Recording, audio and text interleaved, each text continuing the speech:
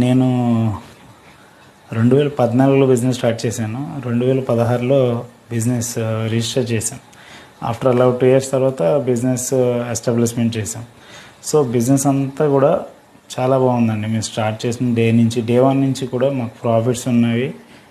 మేమేం లాస్లోకి వెళ్ళలేదు. నేను ఒక మిడిల్ క్లాస్ ఫ్యామిలీ నుంచి వచ్చాను. నేను అప్పటికి బయట వేరే పని చేస్తూ బిజినెస్ స్టార్ట్ చేశాను.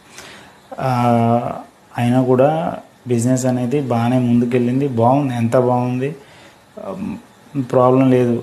తర్వాత 2018 ఆర్ 19లోనూ నేను బిజినెస్ ఎస్టాబ్లిష్మెంట్ చేశాను.